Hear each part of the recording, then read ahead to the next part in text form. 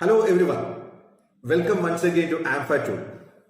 Now this time for election process. No, it's not Lok Sabha. The Rajya Sabha elections are maximum 250 number of MPs. Out of 250, 238 members are being elected from various states and union territories, and 12 members are nominated by President of India from various fields of sports, arts, culture, social service, industries and things like that. How these 238 members are being elected? Each state or union territory are given number of seats as per or proportional to the population of the state. The tenure of a member is 6 years. Election happens every 2 years, that is biennial election happens.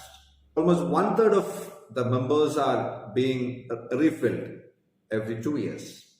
Suppose there are 140 MLAs in a state, 9 MPs from the state. How the election is going to happen if the vacancies are 3? This is how the formula goes. 140 divided by the number of vacancies, 3, added 1 to that is 4. Then the whole is again added by 1. So 36. 36 votes are required for a candidate to be eligible to become the member from that state. Similarly, if the number of MLAs are 200, the calculation goes like this. If number of MLAs are 90, the calculation goes like this. And a few other examples also you can see. And when the number of vacancies are more than 1, each MLA's vote is given a value of 100. So this is on screen, we can see the calculation based on that. And now let's see how the voting system happens. Unlike Lok Sabha, where we have the right to vote only for one member, here it's a preferential voting system. Certainly it is not EVM or electronic voting machine, but the ballot paper voting is happening in Rajya Sabha. Each MLA has to cast his preferential voting against each candidate for whom he is giving preference number 1, preference number 2, 3 and so on. For example, there are 5 candidates and the vacancies are 3. A, B, C, D, E. The MLA can vote his preference. Suppose if it is C, he can mark 1 against C, he can mark 2 against A and so on.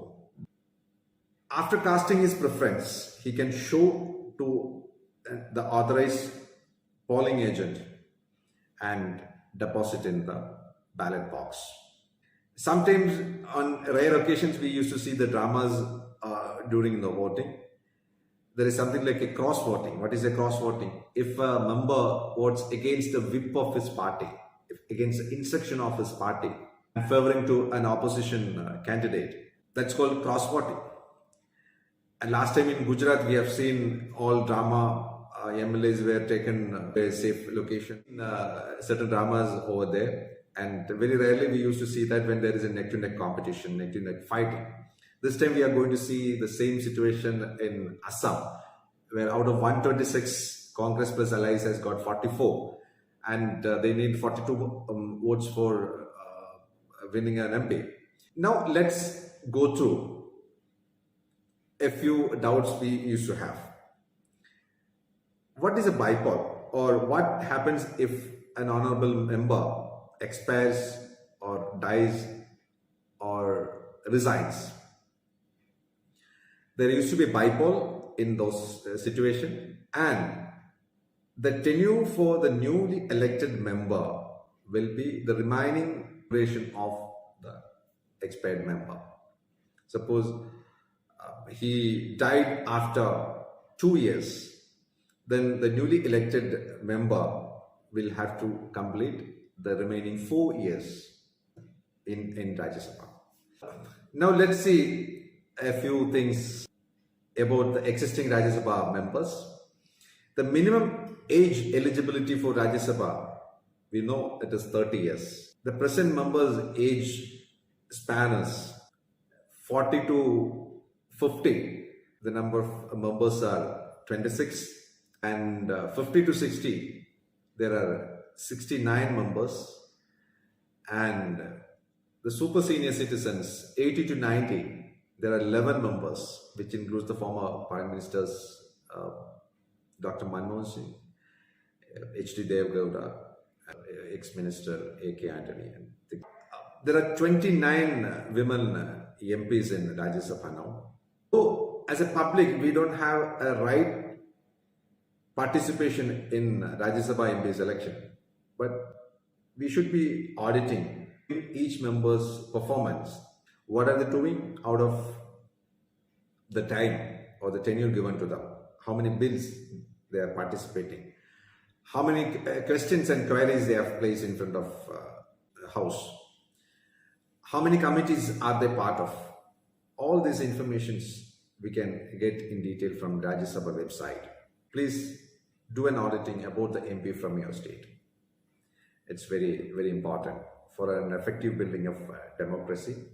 This is very vital part of democracy, and for getting more responsible representatives from our respective states.